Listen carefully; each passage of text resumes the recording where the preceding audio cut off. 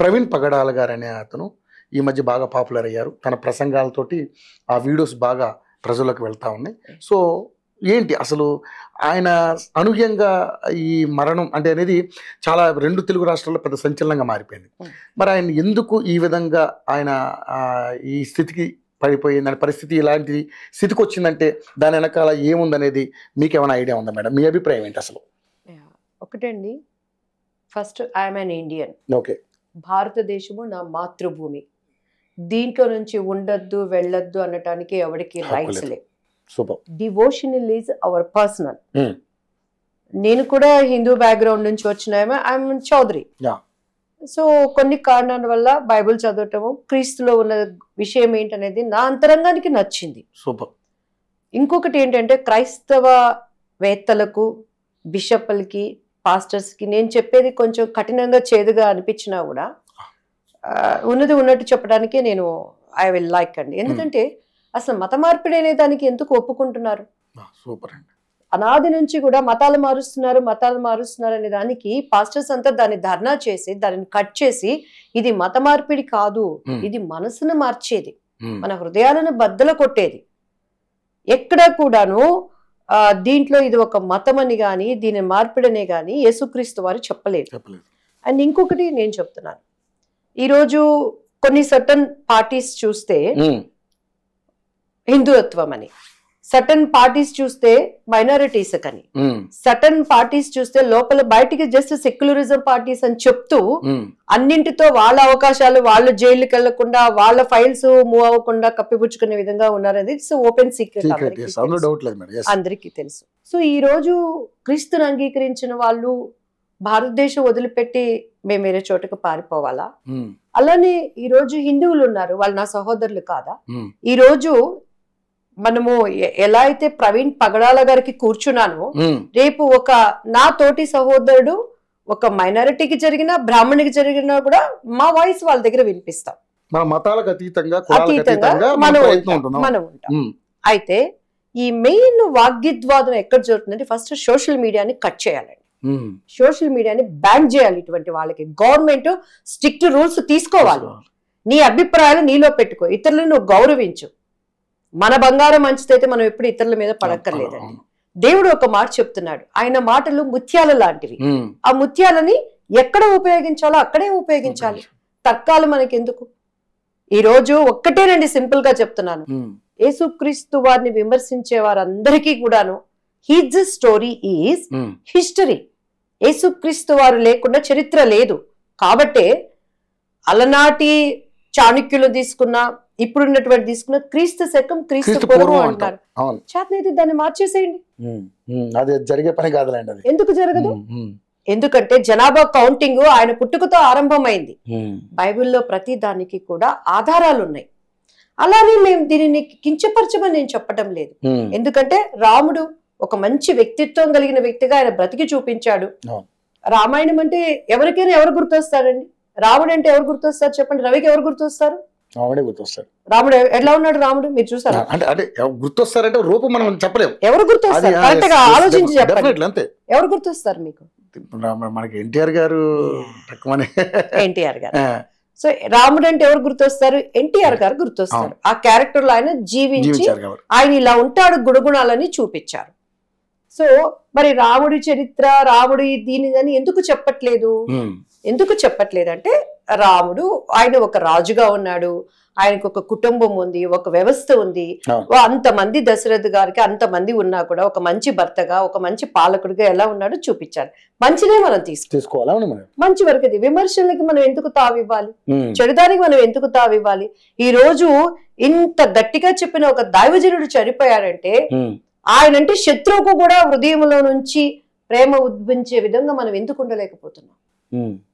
Correct madam. ఒక కాకి చచ్చిపోయిందంటేనే ఆ కాకులకి కులాలు లేవు, మతాలు లేవు, అతీతంగా కావు కావు కావు కావు అని అన్ని కాకులు తీసుకొచ్చి దాన్ని బ్రతికించడానికి ప్రోద్బలం చేస్తున్నాయి. అంటే ఈ రోజు సోషల్ మీడియాలో జరిగే డిబేట్లు, ఒకళ్ళొకళ్ళు విమర్శించుకునేటువంటి వికృత చేష్టలు ఎటు తీసుకువెళ్తుంది మానవత్వాన్ని? అన్నిటికన్నా ముందు మన కులం మానవ కులం. నీకు నచ్చి దాన్ని బోధించడం బోధకులం. దాన్ని ఎటు తీసుకువెళ్తున్నారు? ఈ రోజు నిన్న ఆయన ప్రవీణ్ గారు చనిపోయారని నేను వెళ్ళి మాట్లాడానండి. కింద నాకు కూడా కామెంట్స్ పెడుతున్నారు, నెక్స్ట్ నిన్ను లేపేస్తాం, నేను చంపేస్తాం అని చెప్పని. ఏంటి తప్పు? నాకు స్వతంత్రత లేదా? పోనీ మోడీ గారి దగ్గర నుంచి కానీ ఎవరైతే ఓపెన్ గా చెప్తున్నాను, ఒక స్టేట్మెంట్ భయంకరంగా కింద అంతా వచ్చేసి నెక్స్ట్ ఈమెను కూడా ఏదో ఎక్కడికో పంపించాలి. I'm ready for that. నా ఇంటి అడ్రస్ ఇస్తాను, నా ఫోన్ నెంబర్ వెల్ నోటెడ్. మిగతా దైవజనుల లాగా నాకు బౌన్సర్ లేరు, నాకు సంఘం లేదు. ఈవెన్ దో టీడీపీ పార్టీలో నుంచి కూడా నేను బయటకు ఎందుకు వచ్చానో ప్రతి ఒక్కరికి తెలుసు. నేను బాబు గారిని ఒక్క మాట అనలేదు, లోకేష్ గారిని ఒక్క మాట అనలేదు. ఉన్నది ఉన్నట్టుగా మాట్లాడాం. గ్రౌండ్ పరిస్థితి అప్పుడు 23 సీట్లు టీడీపీది. జగన్మోహన్ రెడ్డి గారు ప్రతి ఒక్కరిని ఎంత ఆయన ఎలా ఆయన పరిపాలన ఉన్నారో ఆ రోజు ధైర్యంగా నిలబడ్డాము. ఇప్పటికీ కూడా టీడీపీలో ప్రతి ఒక్కరు నన్ను అవమానించే వాళ్ళు, ఇంక్లూడింగ్ బాబు గారిని జైల్లో వేసినప్పుడు కూడా నా ప్రాణం అల్లాడింది. ఎందుకంటే ఆయన గుడ్ లీడర్. నాకు ఈ రోజు నేను బ్రతికున్నానంటే కరోనా టైంలో నాకు లోకేష్ గారు ప్రాణభిక్ష పెట్టారు. నాకు ఆ యుఎస్ఏ నుంచి నాకు ఆ ఇంజెక్షన్ కింద ఉన్న వాళ్ళు మమ్మల్ని కలవనివ్వటం లేదు. ఒక లీడర్ గా ఉండి ఇంత ఉన్న మమ్మల్నే కలవలేకపోతే ఒక సామాన్య ప్రజలకి న్యాయం ఎక్కడి నుంచి జరుగుతుంది, ఎలా జరుగుతుంది? కరెక్ట్ మేడం, నిజమే, వాస్తవం. మీలాంటి వాళ్ళకే కలవనివ్వకపోతే నిజంగా మాలాంటి వాళ్ళకి అసలు కలిసి అవకాశం. ఏం తప్పు చేసిందండి దివ్యవాణి? ఇదే పార్టీలో ఉన్న పిల్లలందరూ ఈ రోజు కాంగ్రెస్ లో ఉన్నారు. ప్రతి ఒక్కళ్ళందరూ ఇంతవరకు పార్టీలో మేము జాయిన్ అయినప్పుడు మాకు ఎన్ని వాగ్దానాలు చేశారు, ఎంత రాయల్ వెల్కమ్ చెప్పారు. ఒక్క ప్రెస్ మీటింగ్ మాకు లోపల ఇవ్వట్లేదు. ఇంకా నవ్వవలసింది ఏంటంటే రేవంత్ రెడ్డి గారు బిజీగా ఉన్నారు, కాదంటలేదు. ఇంతవరకు ఆయన కలవడానికి మాకు అపాయింట్మెంట్ లేదు. ఏంటి మేము పార్టీలో చేరి ఉపయోగం ఏంటి? కానీ న్యాయం పలికిన గొంతును ఈ రోజు ఈయన చంపారు. ఇదే వీళ్ళు మాట్లాడుతున్నారు. 100% ఇట్ ఈస్ మర్డర్. కానీ నేను వాళ్ళ పోలీసు వ్యవస్థని నేను గౌరవిస్తున్నాను, కూటమి ప్రభుత్వాన్ని నేను గౌరవిస్తున్నాను. ఎందుకంటే నవే డేస్ చిన్న పిల్లడు కూడా తెలిసిపోతుంది, అది పసిబిడ్డకు కూడా తెలిసిపోతుంది. అది వాళ్ళ కుటుంబీకులు చెప్తున్నారు, అక్కడ పబ్లిక్ గా చెప్తున్నారు, అది మా అన్నయ్య బాడీ. ఇప్పుడు నేను ఎంత కోట్లు వేసుకుని ఎంత లాగ్ లో ఉన్నా నా పర్సనాలిటీ ఏంటో నా బిడ్డలకు తెలియదా?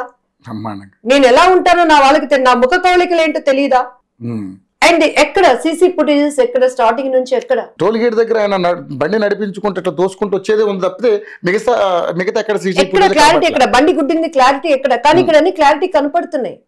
నీకు రక్తసికమైన ఆ కట్టెలు కనపడుతున్నాయి. పైగా వాళ్ళు ముందుగా పెట్టిన ట్వీట్లు. కానీ నేను ఒక్కటే చెప్తున్నానండి, ఎవరిని నేను విమర్శించట్లేదు. మనకి ఏంటంటే దేవుడు కొన్ని చెప్పాడు బైబిల్లో.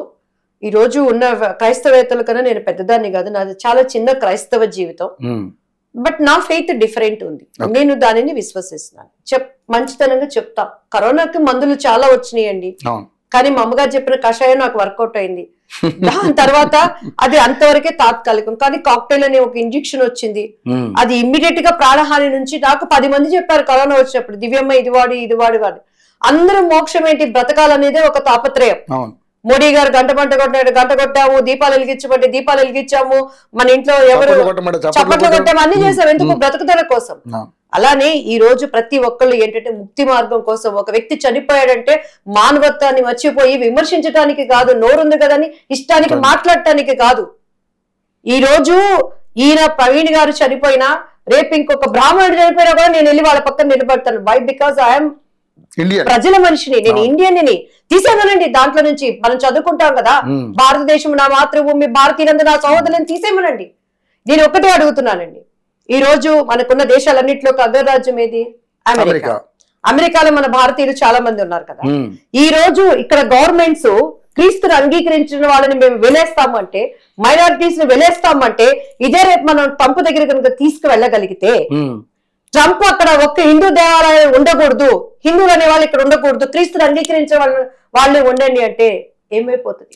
ఇరు దేశాల మధ్య చాలా ప్రాబ్లమ్స్. ఎందుకు బీజేపీ అంటే నార్మల్ పరిధిలో భయపడే స్థితికి ఎందుకు తీసుకొస్తున్నారు? బీజేపీ అంటే భయపడిపోవాలా? ఇప్పుడు అలా అనుకుంటే మొన్న నేను చూసానండి, మీరు కావాలంటే నెట్ లో మీరు చూడండి, నిజంగా ఆర్ఎస్ భావాలు ఉన్న వాళ్ళు ఇలా ప్రవర్తించరండి. ఆర్ఎస్ఎస్ భావాలు చాలా ఉన్నతమైన భావాలు, వాళ్ళ భావాలన్నీ కూడా క్రీస్తుకు సంబంధించినటువంటి భావాలు, త్యాగగుణం కలిగినటువంటి భావాలు. మరి మొన్న ఎక్కడో మోడీ గారు వెళ్లారు, ఏదో సమ్ నేషనల్ పర్యటనకి వెళ్ళారు, డిస్కవరీ ఛానల్ అబ్బాయితో కలిశారు, బైబిల్ తీసుకున్నారు, ప్రార్థన చేశారు, తన తోటి వాళ్ళందరికీ కాళ్ళు గడిగారు. నిజంగా ఈ ట్రూత్ ఆయన దగ్గరికి వెళ్తుందా? ఇంటికి ఒకడు ఉన్నాడండి క్రైస్తవుడు, దేవుడు ఎరగని వాళ్ళనే వాళ్ళు ఎవ్వరూ లేరు. అలానే నేను గొప్పగా చెప్పుకోట్లా, ప్రతిదానికి ఒక సమయం ఉంది. ఈ రోజు దివ్యవాణి ఆయన తెలుసుకోవటానికి నా వెనకాల ఎన్నో కన్నీటి ప్రార్థనలు నేను తెలుసుకోగలిగాను. ఆ తెలుసుకున్న దాన్ని చెప్పటానికి మనకు ఓర్పు కావాలి, ఆ ప్రేమను మనం చూపించాలి. ఈ రోజు ఎవరైతే చనిపోయినా నేను విమర్శిస్తున్నారో రేపు వాళ్ళ గుండెలు బద్దలవ్వాలి. నిజమే, మనం అన్యాయం అయిపోతున్నాం. ఇది కాదు, యేసుక్రీస్తు వారే ఆయన ఎందుకు వచ్చాడు ఈ లోకానికి? ఆయనకి తెలుసు తన బలియాగాని కోసం వచ్చాడు. మరి ఆయన పట్టుకున్న మనం కూడా ఏదో ఒక విధంగా బలియాగమే అవుతాము.